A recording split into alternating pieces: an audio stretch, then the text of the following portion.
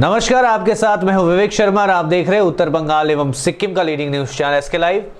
आज के दिनों के समाचार के प्रस्तुत करता है SGMG Automobiles, a multi-brand service center, one-stop solution for all car-related issues. यहाँ लेटेस्ट टेक्नोलॉजी के साथ सभी ब्रांड की गाड़ियों की सर्विसिंग होती है। टीना का घर बनाने का टोटल समाधान, बाजार भाव से हमारे यहाँ किफायती दाम। International Furniture, unbeatable price. Visit a Royal Oak store today. केंद्रीय गृह मंत्री अमित शाह से पहाड़ के विभिन्न राजनीतिक पार्टियों के नेताओं की नहीं हुई बैठक, बल्कि केंद्रीय गृह राज्य मंत्री जी किशन रेड्डी से हुई मुलाकात। पश्चिम बंगाल में विधानसभा चुनाव नजदीक आ रही है। इस क्रम में राजनीतिक सरगर्मी हर तरफ बढ़ी हुई है। इस बीच आज पहाड़ क्षेत्र के विभिन्न राजनीतिक दलों के वरिष्ठ नेतागण गृह मंत्री अमित शाह से मुलाकात करने दिल्ली पहुंचे थे, लेकिन केंद्रीय गृह मंत्री अमित शाह से मुलाकात न होने के कारण पहाड़ क्षेत्र के तमाम राजनीतिक पार्टियों के नेताओं ने केंद्रीय गृह राज्य मंत्री जी किशन रेड्डी के साथ मुलाकात की। पहाड़ की स्थायी राजनीतिक समाधान और 11 जनजाति मुद्दों पर चर्चा की गई। इस बैठक में पहाड़ के विभिन्न राजनीतिक दलों के नेतागण के साथ दार्जिलिंग क्षेत्र के सांसद राजू बिस्टा और भाजपा के वरिष्ठ नेता और पश्चिम बंगाल के प्रभारी कैलाश विजयवर्गीय शामिल हुए थे। बैठक में 11 जनजाति मुद्दे और स्थायी राजनीतिक समाधान के लिए बातचीत शुरू होने की और अगले दौर की वार्ता जल्द बुलाई जाने की बात कही जा रही है। प्रतिनिधिगण अगले 2 दिनों के भीतर गृह मंत्री अमित शाह से भी मुलाकात कर सकती है।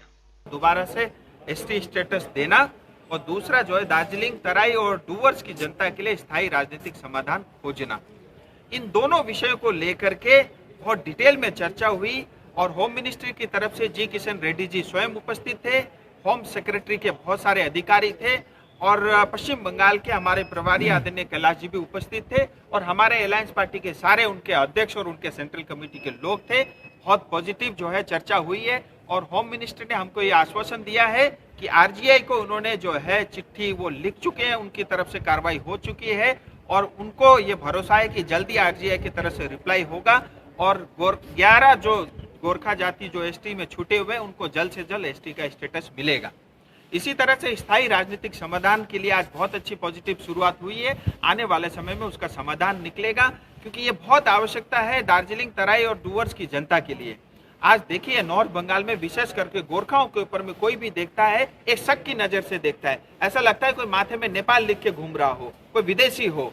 ये जो है इसको मिटाना है, हमारी एस्पिरेशन है, हमारी इच्छाएं हैं और उसकी कदर करते हुए आज गृह मंत्रालय ने बैठक रखी है। बहुत पॉजिटिव रही, सकारात्मक रही। देखिए मैं आपको बताता हूँ, एक बात स्पष्टता से बताना चाहता हूँ कि पहाड़ की जनता कभी भी टीएमसी के साथ नहीं है और टीएमसी के साथ कोई भी जाएगा उसके साथ जो है पहाड़ की जनता नहीं है। गोरखा मर जाएगा लेकिन ममता दीदी को वोट नहीं दिया, क्योंकि यही ममता दीदी है 2017 में इन्होंने 11 गोरखाओं के मारने का काम किया और उसके लिए हमारे ही गोरखा के नेताओं को जिम्मेदार ठहरा के उनको घर से दूर भगा दिया गया।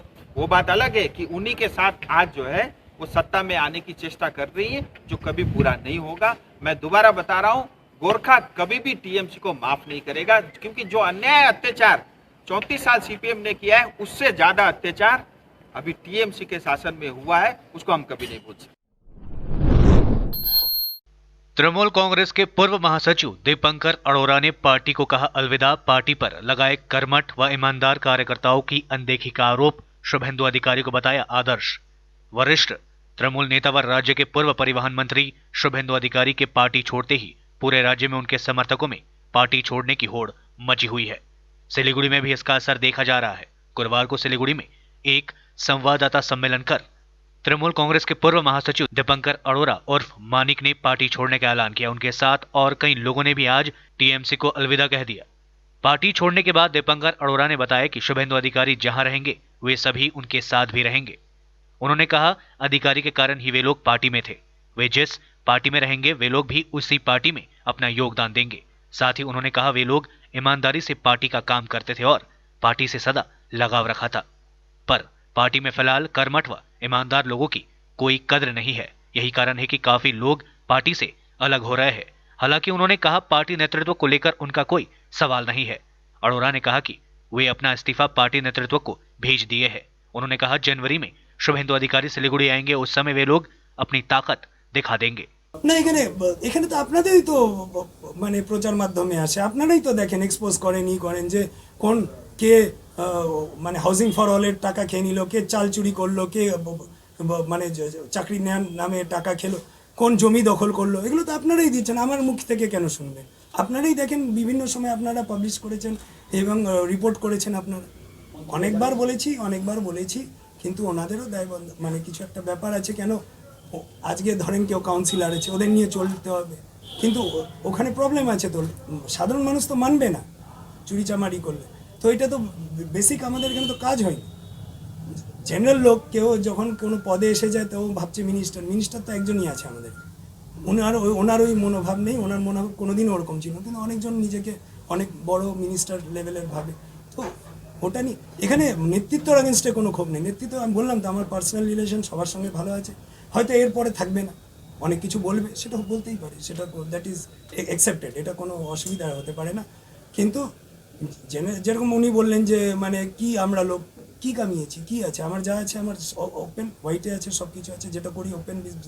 আমি তো পলিটিক্সই করি, যেটা আমাদের ফ্যামিলি আছে, ব্যবসা আছে, ভাড়া আছে, সব ওপেন আছে, দের ইজ নাথিং, হোয়াইটে করি। কোনো দুর্নীতি থাকলে আপনারাই তুলে ধরুন আগেনস্টে, কিন্তু এরা করবে না। তো এরা আমরা যেহেতু আমরা ক্লিন ইমেজে পলিটিক্স করব, এরা আমাদের জায়গা দেবে না, সিধা কথা একদম। দিস ইজ মানে quote and unquote, since we do clean politics, আমরা লোকদের জন্য করতে চাই, এরা আমাদের করবে না, আমাদের করবে না তো করবে না, আমরা যেখানে। उत्तर बंगाल के 3 दिवसीय दौरे पर पहुंची मुख्यमंत्री ममता बनर्जी आज बृहस्पतिवार को कोलकाता हुए रवाना। पश्चिम बंगाल विधानसभा चुनाव में कुछ ही महीने शेष बचे हुए हैं। ऐसे में देश की तमाम बड़े राजनीतिक पार्टियों के नेतागण बंगाल से लेकर उत्तर बंगाल के दौरे पर आ रहे हैं।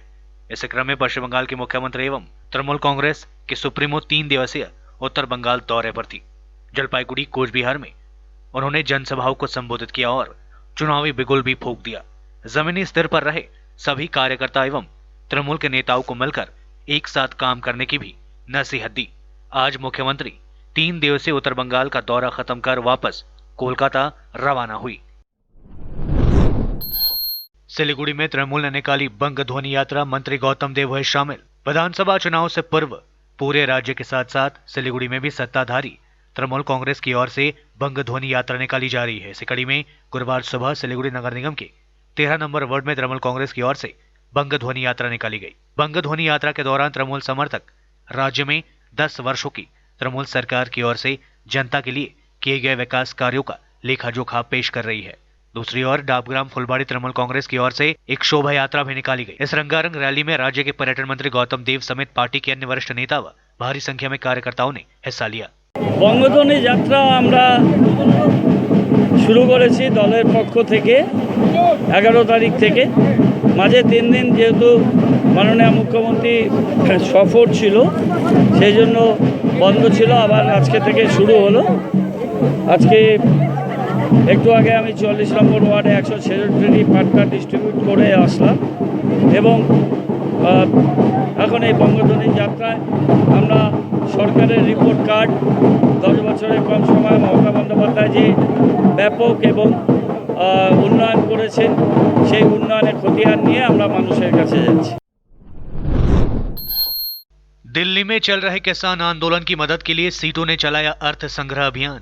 केंद्र सरकार की ओर से हाल ही में पारित किए गए कृषि कानून के खिलाफ दिल्ली में किसान की ओर से किए जा रहे आंदोलन के लिए आर्थिक मदद हेतु वामपंथी श्रमिक संगठन सीटू की ओर से गुरुवार को सिलीगुड़ी में अर्थ संग्रह अभियान चलाया गया। आज वाम मोर्चा कार्यालय अनिल विश्वास भवन के सामने से यह अभियान शुरू कर शहर के विभिन्न इलाकों में चलाया गया। सीटू के वरिष्ठ नेता व कार्यकर्ताओं ने दुकान में जाकर लोगों से अन्नदाताओं के आंदोलन को सफल कराने के लिए आर्थिक मदद का आह्वान किया। श्रमिक नेता समन पाठक समेत सीटू के दार्जिलिंग जिले के कार्यकर्ताओं ने इस अभियान में हिस्सा लिया था। इन नेताओं ने बताया कि संग्रहित राशि दिल्ली में आंदोलन कर रहे किसानों की मदद के लिए भेजी जाएगी। আমরা আপনারা জানেন যে মোদি সরকার কৃষকদের মারবার জন্য 3টে কৃষি কালো আইন তারা নিয়ে এসছে, যেটা নাকি কৃষকদের যে অধিকারটা থাকবে সেই অধিকারটা কৃষকদের হাতে থাকবে না, সেটা হচ্ছে কর্পোরেটদের হাতে চলে যাবে। এর জন্য হচ্ছে হরিয়ানা, পাঞ্জাব, রাজস্থান, উত্তরপ্রদেশ সব জায়গার কৃষক এবং কালকে আপনারা দেখেছেন যে পশ্চিমবঙ্গের কৃষকরাও এরা এক জায়গায় হয়েছে, যারা হচ্ছে এই কৃষি আইন বাতিল করতে হবে এবং লক্ষ লক্ষ কৃষক তারা হচ্ছে দিল্লির রাজপথে এই ঠান্ডার মধ্যেও তারা অবস্থান করছে এবং দিল্লিকে তারা ঘিরে রেখেছে। যত পর্যন্ত এই তিনটা কৃষি আইন বাতিল না হবে তত পর্যন্ত আমরা দিল্লি ছাড়ব না। সহত কারণেই এই কৃষকদের প্রতি সহমর্মিতা জানাতে এবং তাদের প্রতি আনুগত্য দেখাতে আমরা এই আজকে কালেকশনে বেরিয়েছি এবং যৎসামান্য যে যা দিচ্ছে আমরা তাই গ্রহণ করছি এবং এটা হচ্ছে কৃষকদের পাশে দাঁড়ানোর একটা বার্তা। কালকে আমাদের জেলার জেনারেল সেক্রেটারি, আগামীকাল হচ্ছে ওয়ার্কিং কমিটির মিটিং আছে, আমাদের সিআইটুর যে সর্বভারতীয় ওয়ার্কিং কমিটি মিটিং আছে, তার হাত দিয়েই আমরা সেখানে পাঠাবো। এছাড়া আপনারা জানেন যে গুগল সার্চ করলে আপনারা পেয়ে যাবেন যে কৃষক সমন্বয় কমিটি যেটা হয়েছে তাদের একটা অ্যাকাউন্টও হয়েছে। সে সাধারণ মানুষের কাছে আমরা ওইটাও আবেদন করছি যে তারা সেইভাবে সেই গুগল সার্চ করে সেই কৃষক সমন্বয় কমিটির কাছেও তারা টাকাটা পাঠাতে পারে। আমরা হচ্ছে আমাদের জেনারেল সেক্রেটারি সমন পাঠকের মাধ্যমে আমরা টাকাটা দিল্লিতে পাঠাচ্ছি। हल्दीबाड़ी चीलहाटी रूट से करीब 5.5 दशक बाद भारत बांग्लादेश के बीच रेल यातायात शुरू, दोनों देशों के लोगों में खुशी। पश्चिम बंगाल के हल्दीबाड़ी चिल्हाटी होते हुए भारत बांग्लादेश अंतर्राष्ट्रीय रेल मार्ग से करीब 5.5 दशक बाद दोबारा रेल यातायात शुरू होने से दोनों देशों के लोग काफी खुश हैं। लंबे समय के बाद दोबारा दोनों देशों के बीच रेल यातायात शुरू होने से जलपाईगुड़ी व हल्दीबाड़ी के लोगों में आशा की नई किरण जगी है। बताया जाता है कि प्राथमिक तौर पर मालगाड़ी की आवाजाही होगी, बाद में चिल्हाटी होते हुए कोलकाता तक यात्रीवाही ट्रेनों का परिचालन होगा। दार्जिलिंग मेल व तीस्ता तोरसा जैसे कोलकाता जाने वाली ट्रेनें भी आने वाले दिनों में इस रूट से चलेगी। बांग्लादेश होते हुए काफी कम समय में ये ट्रेनें अपने गंतव्य तक पहुंचेगी। इस रूट से ट्रेनें 7 से 8 घंटे में कोलकाता पहुंच जाएगी। दूसरी ओर बांग्लादेश के पर्यटक भी आसानी से इस रेल मार्ग से भारत यातायात कर पाएंगे।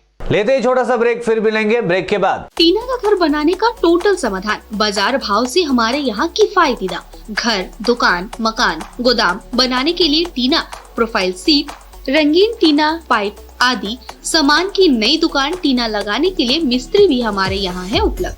महावीर स्टील, 3rd माइल, वेगा मॉल के सामने, चौधरी कंपाउंड। Contact number 9709970981।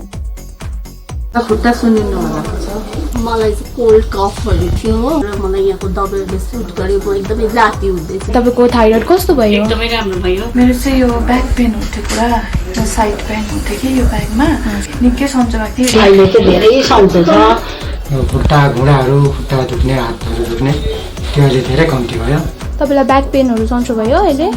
हाम्रो ठेगाना छ centre point building, 1st floor, HD Lama road, opposite to grand plaza shopping complex, Janata lodge, Darjeeling. सम्पर्क नम्बर छ 9641995791 अनि 7001155412। SGMG Automobiles, a multi-brand service center, one-stop solution for all car-related issues. यहाँ latest technology के साथ सभी ब्रांड की गाड़ियों की सर्विसिंग होती है। 20 मिनट में ही car wash, in house automatic colour बनाने की मशीन इत्यादि। तो देर किस बात की, आज ही कॉल कर अपॉइंटमेंट बुक कीजिए 9609933000। SGMG Automobiles, BSF road, Salugara, Siliguri. 50 से 70% कम कीमतों पर लाजवाब डिजाइन, ब्रांडेड फर्नीचर, गारंटी सहित मजबूती का वादा। मौका है यही, बना लो इरादा। Bedroom set, sofa set, dining set, outdoor या ऑफिस फर्नीचर से लेकर मॉड्यूलर किचन उपलब्ध है। कम कीमत में बेहतरीन गुणवत्ता का पूरा भरोसा। ऑर्किड बिल्डिंग, ऑपोजिट वेगा सर्कल, 2.5 माइल, सेवक road, Siliguri. International Furniture, unbeatable price. Visit a Royal Oak store today. के लिए SK लाइव ही बेस्ट ऑप्शन है। SK लाइव का इस क्षेत्र में 24 घंटा टेलीविजन, एंड्रॉइड ऐप और वेबसाइट पर प्रसारण होता है। सोशल मीडिया पर भी हम उपलब्ध हैं। हमारी व्यूवरशिप 9 लाख से अधिक है। सिक्किम, हैथवे और NXT डिजिटल पर, दार्जिलिंग और कालिम्पोंग में दोनों हैथवे और CCN सेटअप बॉक्स पर, क्लामपुर से लेके मैनागुड़ी हैथवे पर, सिटी केबल पर, सिलीगुड़ी और आसपास, नक्सलबाड़ी से पानी टंकी तक NXT डिजिटल में। तो सोचिए नहीं, कॉल करें 7908554308। ब्रेक के बाद आपका फिर से स्वागत है। बढ़ते हैं खबरों की तरफ। कार्यरत अवस्था में ब्रेन हैमरेज के कारण मारे गए सशस्त्र सीमा बल के जवान को रायगंज की खरमोजा घाट शमशान घाट में राष्ट्रीय सम्मान के साथ दी गई अंतिम विदाई। उत्तर दिनाजपुर जिले के रायगंज की बोग्राम के निवासी 47 वर्षीय कनक सेना भारत भूटान बॉर्डर स्थित फालाकट्टा टोटोपाड़ा में 53 नंबर बटालियन में असिस्टेंट सब इंस्पेक्टर के पद पर कार्यरत थे। कुछ दिन पहले ड्यूटी के दौरान उनको ब्रेन हैमरेज हुआ था और उसके बाद उनको अलीपुरद्वार महकुमा अस्पताल में भर्ती कराया गया था, लेकिन स्थिति खराब होने के बाद उनको सिलीगुड़ी के अस्पताल में भर्ती कराया गया था। बुधवार को उनकी मौत हो गई। आज गुरुवार को कॉफिन बंद उनका शव निवास स्थान रायगंज पहुंचा, जहां से अंतिम यात्रा निकाली गई और खरमुजा घाट शमशान घाट में उनको राष्ट्रीय सम्मान के साथ विदाई दी गई। इस अवसर पर एसएसबी के उनके साथियों ने हवा में गोली चलाकर उनको सलामी भी दी। বগুড়ামের নিবাসী, উনি এসএসবিতে চাকরি করত। 53 নম্বর ব্যাটালিয়নে ফালাকাটা ওনার পোস্টিং ছিল, বর্ডারে উনি ডিউটি ছিল। হঠাৎ স্ট্রোক করে উনি ওখানেই মারা যান। ওনারই দেহ ওনারা নিয়ে আসছে, এরা গার্ড ওনার দিয়ে ওনাকে সম্মান করা হলো। अज्ञात शव मिलने से सनसनी। मालदा जिले के गाजोल के देवताल अंचल के खालीपुकुर गांव में गुरुवार को अज्ञात व्यक्ति का शव बरामद किया गया। इस घटना को लेकर पूरे इलाके में हड़कंप मच गया। जानकारी के अनुसार आज सुबह रेलवे लाइन से कुछ दूर पुआल से ढका हुआ एक शव बरामद किया गया। लोगों ने शव को देखकर पुलिस को इसकी जानकारी दी। खबर मिलते ही गाजोल थाने की पुलिस मौके पर पहुंचकर घटना की तहकीकात शुरू कर दी। पुलिस ने बताया कि मृतक व्यक्ति की उम्र करीब 60 साल है। उसका हाथ पैर टूटी अवस्था में है, वहीं सिर के पीछे गहरे आघात का निशान है। स्थानीय लोगों के अनुसार व्यक्ति की हत्या कर शव यहां फेंक दिया गया। पुलिस ने शव को पोस्टमार्टम के लिए भेजकर अस्वाभाविक मौत का मामला दर्ज कर घटना की जांच शुरू कर दी है। এখানে এক মহিলা রেল লাইনের ধারে গরু বাঁধতে আসে, দেখতে পেলো একটা পা দেখতে পেয়েছে। ও পা দেখতে পেয়ে দৌড়ে গিয়ে গ্রামের লোককে খবর দিল। কি অবস্থায় ছিল? খড়ের গাদার মধ্যেই ছিল। খড়ের গাদার মধ্যে ছিল। তারপর একটা পা দেখতে পেয়েছে। পা দেখতে পেয়ে মহিলা কাঁপতে কাঁপতে গ্রামে গেছে, গ্রামে খবর দিল। তারপর সব লোকজন জমায় দিল। তা কোনো পরিচয় নাই। বয়স মোটামুটি দেখে বোঝা যাচ্ছে যে 60-এর ঊর্ধ্বেই হবে। ওভাবেই মানে শুধু পাটা দেখা যাচ্ছিল, মাথাটা দেখা যাচ্ছিল না। তারপরে কেউ দু একজন ছেলেপেলে আসে ইয়ে করে দেখলো যে মাথাটাও। देश में लगातार चौथे दिन 30,000 से कम आए केसेस। 24 घंटे में 33,000 लोग हुए ठीक, 355 मरीजों की मौत। भारत में लगातार चौथे दिन 30,000 से कम कोरोना वायरस केसेस सामने आए। पिछले 24 घंटे में 24,010 नए संक्रमित मरीज आए। वहीं 355 लोगों की कोरोना वायरस से मौत हो गई। अच्छी बात है कि बीते दिन 33,291 मरीज कोरोना वायरस से ठीक भी हुए। देश में कोरोना संक्रमितों का आंकड़ा अब 1 करोड़ के पास पहुंच चुका है। यहां लगातार 18वें दिन 40,000 से कम कोरोना पॉजिटिव केसेस आ रहे हैं। 10 दिन में 5वीं बार 30,000 से कम केसेस दर्ज किए गए। कोरोना मामले बढ़ने की यह संख्या दुनिया में अमेरिका, ब्राजील, टर्की, जर्मनी, रूस, ब्रिटेन के बाद सबसे ज्यादा है। वहीं मौतों की संख्या दुनिया में 9वें नंबर पर है। केंद्रीय स्वास्थ्य मंत्रालय के ताजा आंकड़ों के अनुसार भारत में कोरोना वायरस के कुल मामले बढ़कर 99,56,000 हो गए हैं। इनमें से अब तक 1,40,451 लोगों को अपनी जान गंवानी पड़ी है। कुल एक्टिव केसेस घटकर 3,22,000 हो गए हैं। अब तक कुल 94,79,000 लोग कोरोना को मात देकर ठीक हो चुके हैं। भारतीय चिकित्सा अनुसंधान परिषद आईसीएमआर के मुताबिक 16 दिसंबर तक कोरोना वायरस के लिए कुल 15 करोड़ 78 लाख कोरोना वायरस के सैंपल टेस्ट किए गए, जिनमें से 11.58 लाख सैंपल कल ही टेस्ट किए गए। देश में पॉजिटिविटी रेट 7% है। 26 राज्यों और केंद्र शासित प्रदेशों में एक्टिव केसेस 20,000 से कम है और 9 राज्यों और केंद्र शासित प्रदेशों में एक्टिव केसेस 20,000 से ज्यादा है। रायगंज और इस्लामपुर में शुरू हुई बंग ध्वनि यात्रा काफी संख्या में लोगों ने लिया भाग। तृणमूल कांग्रेस संचालित रायगंज नगरपालिका के चेयरमैन संदीप विश्वास और इस्लामपुर नगरपालिका के प्रशासक तथा उत्तर दिनाजपुर तृणमूल कांग्रेस के अध्यक्ष कन्हैयालाल अग्रवाल के नेतृत्व में आज रायगंज शहर और इस्लामपुर में बंग ध्वनि यात्रा निकाली गई। इन दोनों ही जगहों में काफी संख्या में लोगों ने बंग ध्वनि यात्रा में भाग लिया। इस्लामपुर में बंग ध्वनि यात्रा नगरपालिका के केएमसी मोड़ से शुरू होकर विभिन्न वार्डों की परिक्रमा करते हुए 6 नंबर वार्ड में समाप्त हुई, जबकि रायगंज शहर के नगरपालिका 2 नंबर वार्ड से बंग ध्वनि यात्रा शुरू हुई और शहर की विभिन्न वार्डों की परिक्रमा करते हुए 8 नंबर वार्ड में खत्म हुई। रायगंज में निकाली गई बंग ध्वनि यात्रा में पूर्व काउंसिलर रंजीत दे, संजय दत्ता सहित अन्य पार्षदों और टीएमसी के नेताओं ने हिस्सा लिया। इसके अलावा इस्लामपुर शहर तृणमूल कांग्रेस के सभापति मानिक दत्ता भी उपस्थित थे। आपको बता दें कि आगामी विधानसभा चुनाव को ध्यान में रखकर बंग ध्वनि यात्रा शुरू की गई है, जिसके माध्यम से तृणमूल कांग्रेस के रिपोर्ट कार्ड आम जनता के समक्ष रखा जा रहा है और उनको बताया जा रहा है कि पिछले 10 वर्षों में तृणमूल कांग्रेस ने क्या क्या राज्य में कार्य किए हैं। এই বঙ্গধ্বনি কর্মসূচি শুরু হয়েছে। আমরা ইসলামপুর পৌরসভাতেও আজকে 1 থেকে 6 নম্বর ওয়ার্ডে এই বঙ্গধ্বনি যাত্রাটা করলাম। এই বঙ্গধ্বনি যাত্রার মধ্যে দিয়ে আমরা এলাকার সমস্ত মানুষকে বিগত 10 বছরে মমতা বন্দ্যোপাধ্যায় যেই কাজ করেছেন তার রিপোর্ট কার্ডটা আমরা প্রত্যেকটি মানুষের হাতে দিয়ে দিচ্ছি। রিপোর্ট কার্ডটা দিয়ে মানুষকে অনুরোধ করছি যে সাম্প্রদায়িক শক্তিকে বাংলা থেকে দূরে রাখতে হবে। 2021 বিধানসভা নির্বাচনে আবার মুখ্যমন্ত্রী হবেন মমতা বন্দ্যোপাধ্যায়।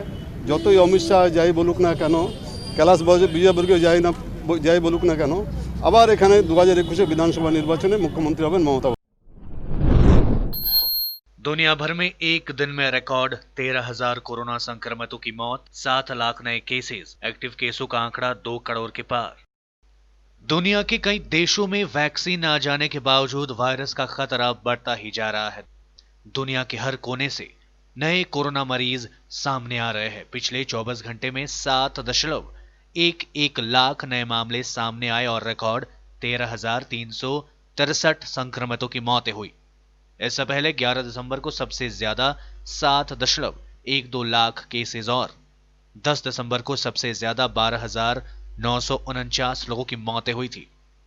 कोरोना वायरस का सबसे ज्यादा असर अमेरिका, भारत और ब्राजील में देखने को मिला है। बीते दिन दुनिया के सबसे ताकतवर देश अमेरिका में सबसे ज्यादा मौतें हुई। इसके बाद Brazil, Mexico, Germany, Italy, UK, Poland, रूस, भारत में मौतों के सबसे ज्यादा केसेस रिपोर्ट किए गए। दुनिया भर में कोरोना संक्रमितों का आंकड़ा 7,45 लाख के पार पहुंच चुका है। कोरोना वायरस की चपेट में आकर 16,54,000 से ज्यादा लोगों की मौतें हो चुकी है। हालांकि 5,23 लाख लोग इस खतरनाक बीमारी से ठीक भी हो चुके हैं। कुल 7 करोड़ में से 2 करोड़ लोग अभी भी संक्रमित है, उनका इलाज चल रहा है। कोरोना वायरस से सबसे ज्यादा प्रभावित देशों की लिस्ट में अमेरिका सबसे ऊपर है। सबसे ज्यादा मामले भी अमेरिका में ही बढ़ रहे हैं। अमेरिका में पिछले 24 घंटे में 2,42,000 से ज्यादा नए केसेस रिपोर्ट किए गए और 3,448 लोगों की जान चली गई। इसके बाद भारत का नंबर आता है। भारत में 99 लाख कोरोना संक्रमित हो चुके हैं। यहां पिछले 24 घंटे में 21,000 मामले बढ़े। वहीं कोरोना से तीसरे सबसे ज्यादा प्रभावित देश ब्राजील में 24 घंटे में 68,000 मामले दर्ज किए गए। ममता के बंगाली बनाम बाहरी का जवाब देने के लिए देश भर में बंगला समाज को एकजुट करेगी भारतीय जनता पार्टी। बंगाल विधानसभा चुनाव में तृणमूल कांग्रेस सुप्रीमो बनर्जी के बंगाली बनाम बाहरी मुद्दे को काफूर करने के लिए भारतीय जनता पार्टी अब देश भर के बांग्ला भाषी समाज को एकजुट करने की राह पर चल पड़ी है। सूत्रों के मुताबिक इस कड़ी में भाजपा विभिन्न राज्यों के बंगाली भाषी समाज के जरिए बंगाल में अपना चुनावी प्रचार करना चाहती है, जो बंगाली बनाम बाहरी का करारा जवाब दे सके। सूत्रों का कहना है कि इसका ब्लूप्रिंट भी तैयार कर लिया गया है तथा इस पर काम भी शुरू हो गया है। दरअसल बंगाल विधानसभा चुनाव में ममता बनर्जी और उनकी तृणमूल कांग्रेस बंगाली बनाम बाहरी को प्रमुख चुनावी मुद्दा बनाना चाहती है। ममता बनर्जी को लगता है कि इस बार चुनाव में भाजपा जितनी तगड़ी चुनौती पेश कर रही है, उसे इस बाहरी के चक्रव्यूह में घेरना पार्टी के लिए काफी आसान साबित हो सकता है। लेकिन भाजपा की ओर से बंगाल चुनाव की कमान 2019 के लोकसभा चुनाव की तरह ही सीधे गृह मंत्री अमित शाह संभाल रहे हैं। सूत्रों का कहना है कि भाजपा के चाणक्य कहे जाने वाले शाह के निर्देश पर ही देश के विभिन्न राज्यों में बंगाली भाषी लोगों को एकजुट करने की योजना पर कार्य किया जा रहा है। सूत्रों के मुताबिक इस सिलसिले में आने वाले दिनों में बंगाल के बाहर वरिष्ठ बंगला भाषी लोगों के साथ भाजपा के वरिष्ठ नेता मुलाकात भी करेंगे। आज के लिए बस इतना ही और विस्तृत खबरों के लिए देखते रहिए SK लाइव। आपका समय, आपकी खबर। धन्यवाद।